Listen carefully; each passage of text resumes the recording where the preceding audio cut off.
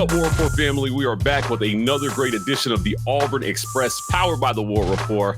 Week 1 is in the books, and joining me is a very special guest to talk a little bit about what happened around the SEC in this first weekend. Heather Dinich. Let me bring Heather in here. Heather, thanks for joining me. How was your Week 1 covering college football that was very eventful in the SEC? It was, but it was a fantastic 4-day stretch of games. I mean, from the moment it kicked off. I mean, honestly, Florida State, Georgia Tech feels like it was a month ago. From that game to, again, Florida State, Boston College on Monday night, it was a lot of Week 1. There were fumbles, there were miscues, there were jitters, there were great games like USC, LSU. I think it was impact. And if the rest of the season is anything like Week 1, we're going to have a fantastic time, my friend. Yeah, I think it's going to be very exciting to see a lot of it's the new SEC, Heather. So Oklahoma and Texas have joined the conference. They both had really good Week 1 showings. But I wanted to start talking about kind of the state of the conference after Week 1. Now, it's crowded. We live in a world where you could have the 10th best recruiting class in the SEC in the nation and be 5th or 6th in the SEC in recruiting right now. So the conference is flush with talent. You know, was there anything that happened this weekend that stood out to you as a surprise, or like pretty much did it play out like you thought it would? Well, that's a good question. I don't know that it was necessarily a surprise that Florida lost, but it was a surprise how they lost, I think. And just how embarrassing that was, quite frankly, for Billy Napier. I think that was a surprise. LSU, to me, they took a lot of heat for losing another season opener. But I looked at that game as two good football teams who are only going to get better, with quarterbacks that took over for some really big names and defenses that needed to show improvement and did. So I'm not as down on LSU as some of my colleagues appear to be at the moment. Florida is interesting. Now, we know they had the hardest college football schedule that's ever been put together. I don't know what they did to deserve that, but it obviously doesn't get any easier for Billy Napier heading forward with 11 Power 5 teams on his schedule. But in the middle of the conference, it's crowded. Now, personally, I voted Auburn 10th at media days. I don't know where you had them, but I had them 10th. I still think they're about in that 8 to 10 range. But Hugh Freezes debuted his brand new look offense with these young receivers that were heralded. You had a lot of comments. You had a pointed comment about the receivers last year. What did you think about what Hugh Freezes put on the field there in the passing game? Well, he listened to me, Michael. Clearly, he went out and got 7 really good ones. And I think Hugh Freezes is a perfect example of what we were talking about earlier this week on ESPN in terms of the use of the transfer portal. Yeah. And when you get a guy like Lambert Smith from Penn State, he's going to make a difference. But you're also seeing freshmen make an impact as well at that position. And you can have the combination of guys you're going to develop in the program and guys you bring in as a Band-Aid where you need an immediate boost at the position. And Freezes did that. I thought Peyton Thorne played well. We have to keep it in context, right? Because it was another lopsided SEC score against an overmatched FCS team. Fine. Yeah. But at the same time, it wasn't what happened with Oregon and Idaho, right? So you're able to come out and roll and dominate. Fine. It's going to get harder down the stretch, but I do think that Auburn is better than it was a year ago, particularly in the passing game. Thorne knows there's some things that he probably has to correct too if you're going to beat the likes of Alabama and Oklahoma down the stretch. But you definitely see progress, but taken with a grain of salt, right? Well, it's interesting. There's two kind of methods to this. Georgia opened with Clemson on a neutral site, and that was one of the biggest games of the weekend in the SEC. But then you had a lot of teams, as you mentioned, open with cream puffs. For a team like Auburn, what do you take away from this? It was just Alabama A&M, but maybe Hugh Freezes gets to start his season with some feel good rather than having a difficult opponent in Week 1 where you go into Week 2 and you still don't know what you have. 100%. And I think if you schedule to where your program is, it's a win, right? That's where Georgia is. It's ready to roll out against Clemson in a season opener and win by a wide margin. That's a great point. Other programs, like, to me, NC State, Tennessee is going to be very interesting because NC State struggled in its opener and was fortunate to get out of there with a win, but it's going to ratchet up the competition a notch. But again, where's your program at when you're scheduling these games? So I think that's a perfect barometer for NC State, to be quite honest, against Tennessee. So I think it just depends on, and it's hard to do that sometimes because athletic directors are forced to schedule so far in advance. Right. But if you can do that and set yourself up for some confidence, then I see Auburn as a team that can get some wins before it goes into some of its toughest games of the season. Yeah, they have one of the harder road slates in the country. Now, there are only 4 road games, but those games are against Georgia, Missouri, Kentucky, and Alabama in the Iron Bowl in Tuscaloosa. I want to talk about Kalen DeBoer's debut in Alabama. Now, relevant to Auburn fans because this rivalry has been lopsided, and now maybe there's an opening for Auburn to kind of take back some of the mojo there that's been at Alabama. Now, they had their own star wide receiver freshman that did well, Ryan Williams, in week 1. Was this the opening that Kalen DeBoer needed, or do we still not know what this Alabama team is? We still don't know. I mean, the reality is we still don't know about a lot of these teams, but it also was what Kalen DeBoer needed. To your point about the confidence and coming out strong, and everybody has all these questions about us. Well, here we are, and this is what we did, and Jalen Milroe looked fantastic. And I've said repeatedly, Kalen DeBoer knows how to coach quarterbacks. He does. And I think you're going to see Milroe flourish under him and take another step forward. We all know he can throw that deep ball. We talked ad nauseum at SEC Media Days about not taking as many sacks, knowing when to pull it down, knowing when to run, and all of those different things that come with that position. But I've said this before, and I'll say it again. DeBoer has won everywhere he has been. And now he is at a place with more money, more resources, more talent than ever before. There's no reason not to expect him to win at Alabama. The question is, do we see that immediately, or are there some bumps in the road here just because of a natural transition that's expected?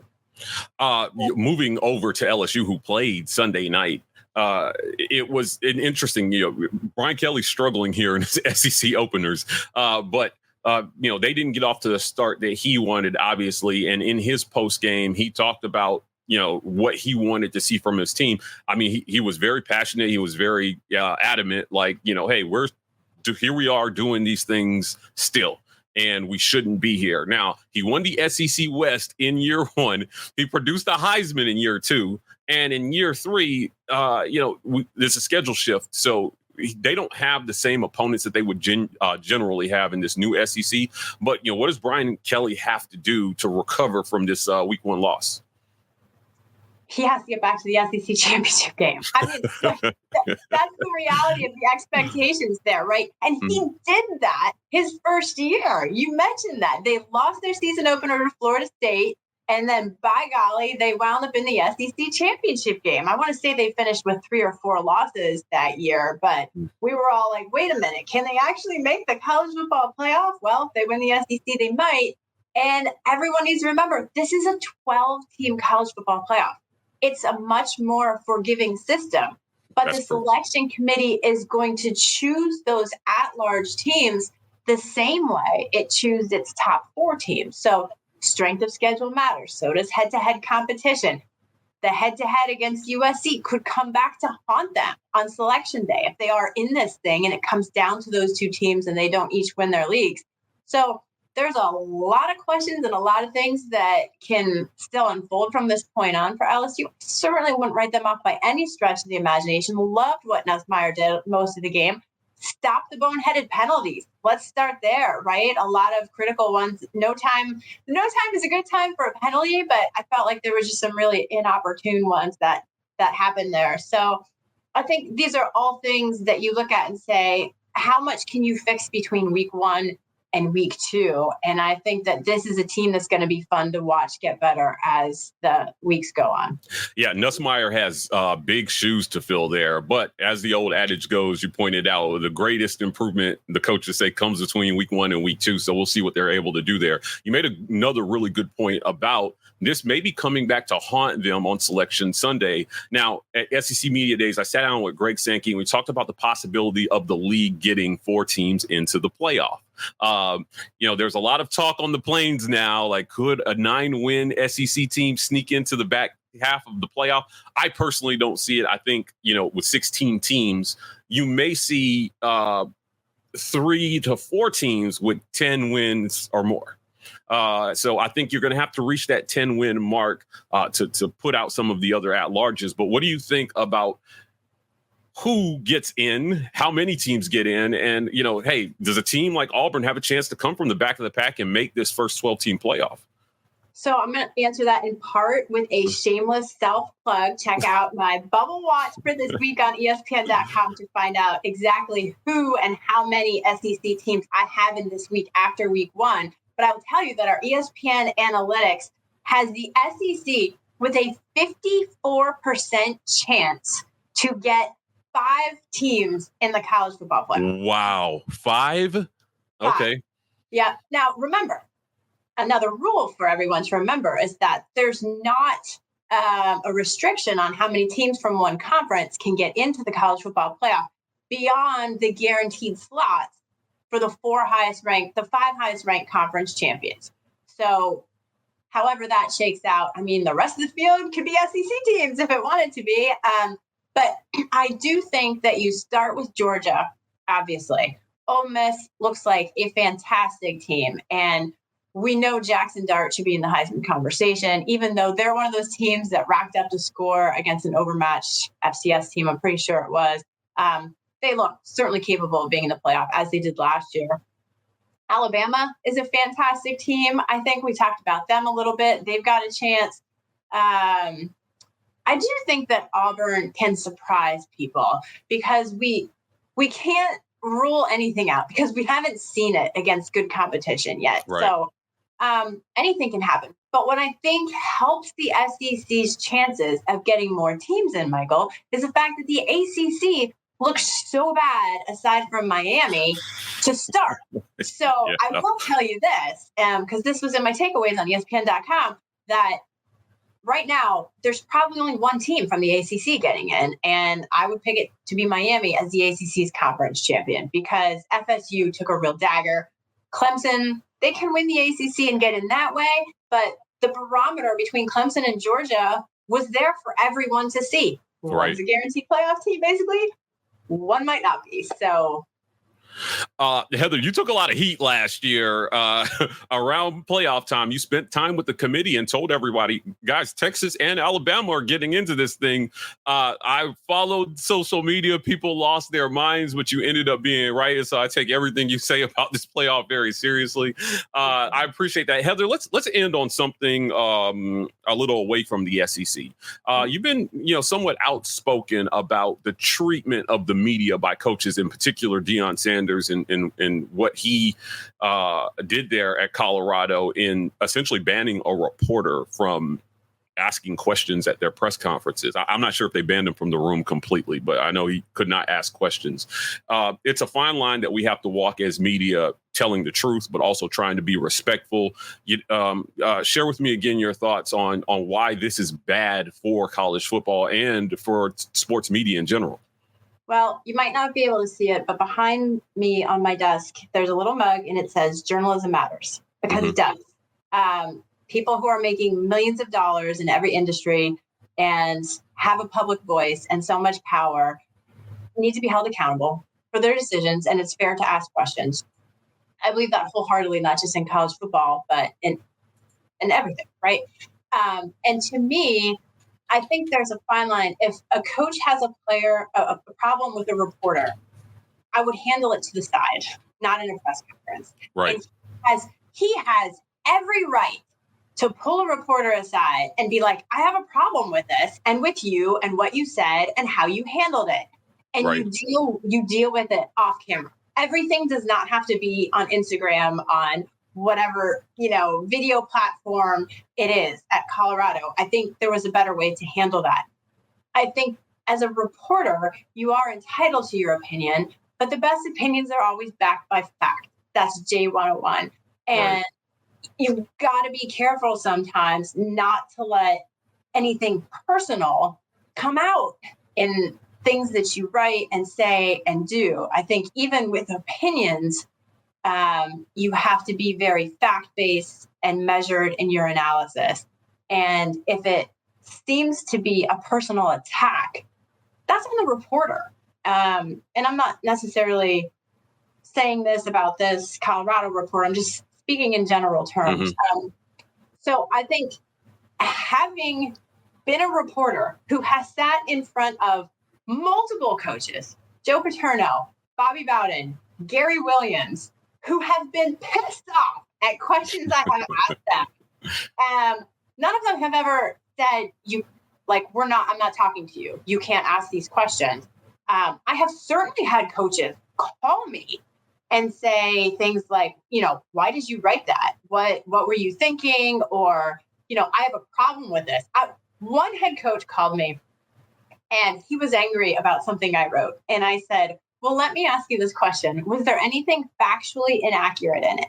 And he said, well, I didn't read it. And I said, okay, I'm just going with what people told me. So, it's situation by situation, right? But I think at the end of the day, coaches and reporters have to find a way to work together respectfully all the time. Yeah, it's tough when you have to say something that's not as flattering. There were people upset with me this weekend because I pointed out that an Auburn wide receiver almost dropped the ball before he went in the end zone. And, folks felt like, oh, you're just pointing out the negative. And I'm like, well. Then Hugh Freezes responded and said, yes, we absolutely did try to coach him up on that. Right. So, it is a fine line. I think this is an important conversation to be had because in the era of social media, people are unable sometimes to separate fact-based content from opinion-based content. And so when you give your opinion, but you make it personal, it is taken that way. There are plenty who are on Deion's side about this, but there's people in the media that says, hey, I may not like what he said, but he absolutely has the right to say it. And how you respond is your choice. So I appreciate your thoughts on that. Heather, before we get out of here, tell people where they can read your stuff. I know you're on Twitter at CFB Heather, but where else can they find you? Thank you. Also on ESPN.com's college football page and on the Instagram, same handle, CFB Heather. Guys, that's it for another great edition of the Auburn Express powered by the War Report. We'll be back tomorrow with more content. If you want more content like this, please hit like and subscribe. We are the War Report on every social media platform. TW Report on TikTok. We're signing off. And as always, War Eagle.